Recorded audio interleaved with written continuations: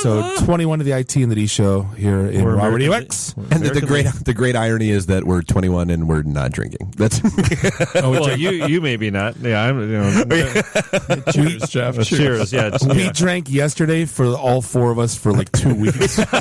Yeah, we drank all the beer. We drank them out of two. Yeah, they had to go to the liquor store to get twice. more Jameson because we. Oh my god! Yeah, I know. You didn't say anything about Jamie. Oh yeah. It was. No wonder you're not. Yeah. We're tired. Our brains are a little fuzzy today. Oh yeah, and then WebEx Mondays, right? And then one of them, don't pan down. No, one of them was like, everyone turn your video on. I'm like, you guys don't need to see me. Like, just don't. I didn't even. No one needs to see you. I didn't even comb my hair this morning, so I'm like working feverishly to not look like I just woke up. when that's exactly what happened. Right, exactly. All right, so just for giggles, not that anybody's going to call or tweet or do anything with us, but it is 313-462-0107. We are at IT in the D, and we are at Facebook.com/IT in the D. We are kind of hardcore geeking out, which I'm loving. Bob's hating. Yeah, this is awesome. I love this. Why do people climb mountains again? Yeah, exactly. How do planes fly? Could talk about code breaking all night. Oh, I absolutely could. I mean, that's just something I love. Actually, one of the Play Minesweeper for crying out loud. Not the same thing. But no, one of the things that was really cool, and I shot you guys the link earlier, was they did some sort of study on Amazonian tribes and beer drinking and why beer. Oh, that's right. Yeah, and we're awesome. Yeah, exactly. We're friggin' geniuses. Science said so. About how peer groups that were formed by alcohol, these remote tribes, and they would get together and they would drink beer and they would have visitors in from other tribes, and what that meant from a reciprocity perspective, and how that strengthened the bonds between tribes and between people. And it was Did you all ever see about the show How Beer Saved the World? Yeah, I mean that was the whole point. Is they accidentally the bubonic plague? Yeah. No. Yeah, it was the Christian monks in Ireland, right? No, Mesopotamian days when they had I thought you were talking about the Dark Ages. Your ancient Mesopotamians. No, because people were nomadic. Like they just jumped from the wherever they could get supplies. Well, one day they were gathering they found hops and left it in the rain, and then it sat for a couple days. That was a cartoon. No, that was a cartoon. That was a cartoon. And then it rained again, and then it became I'm going to drink this now. It became a rudimentary thing of beer, and then they became farmers, and then basically they built villages around the farms. Okay, well, but that's how that. Okay, so I know where you're going, but that's there really is a good case that's for how they why discovered beer. Well, no, why beer was the foundation of civilization. Yeah, was because up until that point, everybody was really nomadic, and that's when they started planting and growing and harvesting and all that stuff. But when when I say it, I'm dumb. When Dave says it, he's right. I love. Well, okay, smarty pants. What you said was the whole how beer saved civilization. That's what the show was called. Okay, but that's how beer started civilization. How it saved civilization. The show was called How Beer Saved the World. And I'm sure what they were getting to was the whole thing in the Middle Ages when the water was poisoned. Children. But the beer wasn't. Children. Because it was boiled. Hey, zipit.com. You're both right. Dave, continue your story. We're not arguing, we're talking. Exactly. This is what we do all the time. Is that what this is us 101 every day. But no, so it was really kind of cool. And that's why the German beer purity standards, all that exists because of that. It doesn't have water? Right. Well, yeah, it's a million proof. But no, it's kind of, getting back to where we started the show, which is, who we are and what we do and all that kind of stuff. Is the show over yet? Right. It was, getting together for a beer, hanging out, getting to meet people and building relationships and networking. And that's basically what this study says is a really, really good idea to do. And I just thought it was kind of cool. But I guess, to dive back into the whole, how do planes fly thing, one of the other things we were talking about was, was that a segue? I don't know. It was. Dave is saying that even the Amazonians know what we're doing is right. Exactly. If remote tribes in the rainforests of the Amazon. So what you're saying is we need to get Amazon.com as a sponsor? Actually, not necessarily. So one of the other stories that came out was how Amazon.com, apparently their picking jobs, like the packers in the warehouse and that kind of stuff, are really, really bad for you physically and mentally. And there was this whole study that came out where basically, the night shift guys, they walk 11 miles over the course of their shift. And they've got all of these sensors and input output stuff. They should be wearing a Fitbit. Well, yeah, they basically turn themselves into cyborgs. Give them cyborgs. Yeah, nice. And so like if it takes them 6 seconds to pack an order, that's the and whole the Kaizen standard thing. is 4, they get dinged and their performance reports get routed immediately to their supervisors and all that kind of nonsense. It a little bit I hear crazy. about that all the time. Mark worked from for the plants UPS. at Chrysler. Yeah, I mean the whole Kaizen thing. Like if a little bin of pieces parts for whatever it is that they're assembling on the line is 2 inches or a foot away from where it's supposed to be, it affects the productivity by if you exponentially multiply it out, it's crazy. Right. Yeah. Mark worked for UPS for a week and didn't make it just because basically it was like by the millisecond you were timed on your stops. Yeah, FedEx is even worse. Yeah. Oh, absolutely crazy. So back to the whole cell phones on plane thing. So I mean, they're starting Back to it? I was getting there, and then I got sidetracked, and I'm getting back there. So horribly Are you still talking?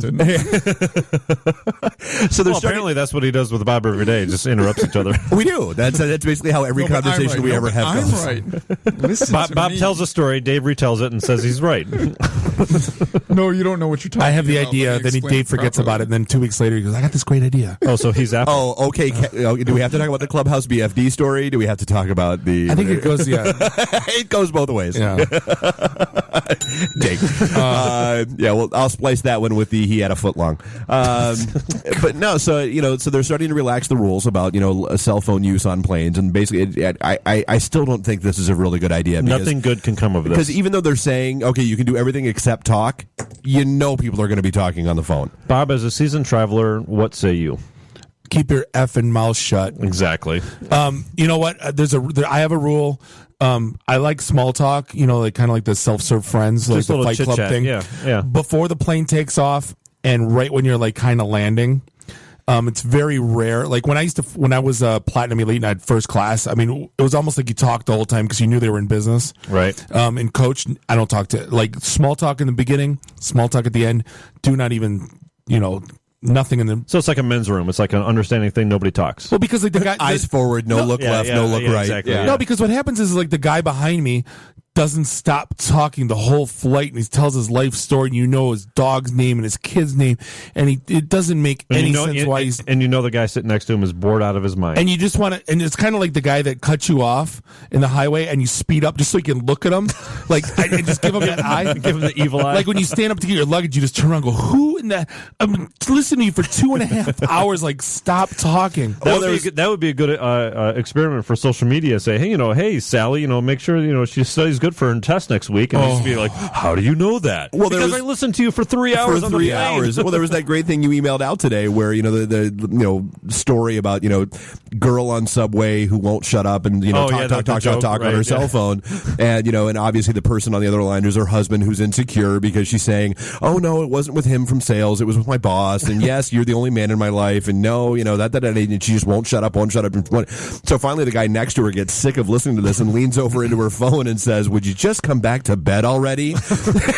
Never used your phone on the subway again. I honestly, I think it's going to be that type of joking situation where this whole phones on airplanes is going to self-regulate. Yeah. People are going to weed out the people that don't. I got yelled at Panera for talking. What? There was a lady that's there every morning, the Panera by my house. Right. And she sits on her laptop, and I forget who called me, and I'm having a coffee, and I'm I like, remember this story now. Just talking like I'm talking, I'm not like going like this, like, I'm just talking. She's like, will you Like please. you're talking about a mashed potato machine? Yeah, exactly. It was probably a dumb conversation like that. And she's like, will you stop talking? I go, it's a public place. This isn't a library. So I'm on the phone then, and I go, I have to move seats because this lady that thinks it's a library doesn't like people This lady talking that around thinks her. I'm in her living room. Right. I go, why don't you work out of your house? You got your stupid, every day she's there, same seat. So I wanted to get there, try to get there 6:30 in the morning and take her seat. You totally should. Because she's going to have an anxiety attack because I took her spot. Because she's Sheldon. Yeah, exactly. You moved her cheese. There was guys that used to go to, when we used to go to Rogers Roost, because I grew up across the street from it in Sterling Right. Heights there. And there was the same 6 guys. It didn't matter if you were there Sunday at noon for the game or if you were there 6 o'clock Thursday or midnight on a Tuesday. Those 6 guys were at that table. So one day the waitresses all got together and picked the table up and put it in the back room and just watched them as they walked in and freaked the hell out. Because their table, because they're creatures that, I don't. Where's my spot? Where's my spot? Yeah. And that, I think, the whole anxiety thing, but why can't, I get the whole be cognizant of who you're talking around. I don't care if you're at Panera or on a plane, but you're going to do nothing but annoy people. And there's a lot of ambient noise on a plane when it's in flight, right? So it's not like you can talk quietly like this. I mean, no one's going to hear you. You need to talk very loud. You need to talk very loud, heard, right? Yeah, and there's no way. So we started to have this conversation before the show, right? And talking about cell phones on planes and things. And I'm cool with the electronic devices on planes thing, which just got freed up too. Right. It's a terrible injustice that you can't use your Kindle and read your electronic book on the plane, or couldn't for a long time. Right. Yeah. And that's kind of what I was trying to get to early on, because I've left my phone on plenty of times on the plane, forgot to turn it off, or inadvertently bumped the power button, right, or done it on purpose. And guess what? We didn't crash, right? Yep. Electronic devices are okay. I actually have noise canceling headphones that I wear on the plane because I don't want to talk to you. Right. I don't want to engage in conversation.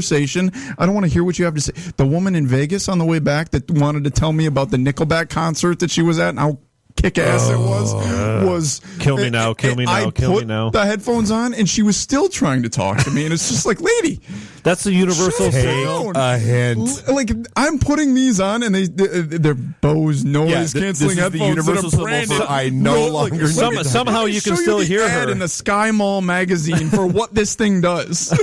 My boss's boss today was talking to the WebEx. He goes, everyone always hated when I flew, because every time I would land and hook up to Wi-Fi, like they would get like 25 emails from my flight. He goes, now at least they come sporadic as I'm on the plane. But again, he's not talking. I mean, I've used it's like batch system. Right. When we did fly and I went to Florida, it was like $10 for Wi-Fi. I go, that was the best $10 I ever spent, because I occupied myself in things other than because I don't read, so I mean, except for like web ever, like books. Well, you especially don't read Dave's posts. Well, no, and clearly you've never read a lick of science in your life if you don't know what about Bernoulli's principle. I don't know. I never liked science. It's a fad. Could have been a doctor except for that whole chemistry thing, right? Oh, I hated chemistry. I got in trouble for turning on like 4 Bunsen burners on a thing of ink and blew up all over the ceiling, and then I failed the class.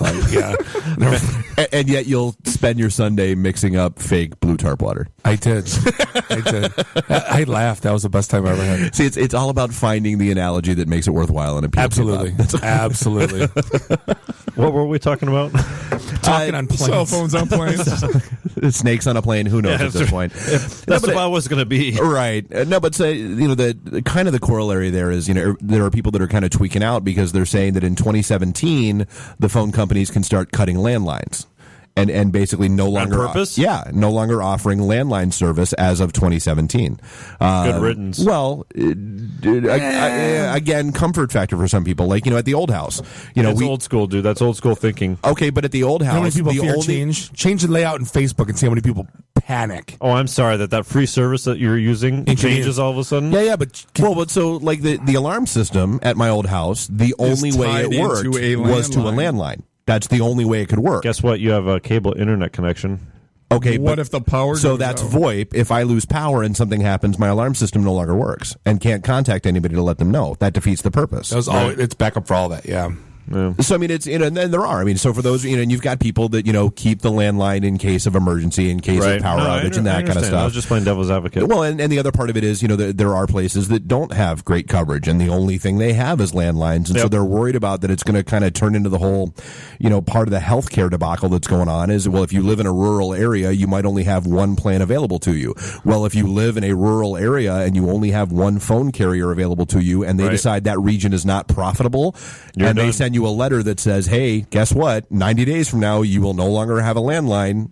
Then what? I don't know that happens because there's got to be a safety issue that comes into play. Somebody's going to squawk loud enough and say, you know what? Hey, in northeastern Michigan, if I'm on a farm and that exact scenario that you just described, and their only source of communication, and they're still using dial-up because there's no high-speed internet there, there's no satellite there. Okay, and if the phone company cuts them off, there's no way that the government's going to allow them to say have no 911 access. Okay, but then Captain Anti-Socialist, how do you force? We're not going to make this a political thing. But so how do you force a company to maintain a non-profitable, non-viable segment of their company if it's not in their best interest to do so? Because, I mean, that's their whole argument, is that with the declining population of landlines, the proliferation of cell phones and voice over IP and all that stuff, it doesn't make sense. Yeah, landlines are no longer I totally get it from a company point of view. It's I don't know that would happen from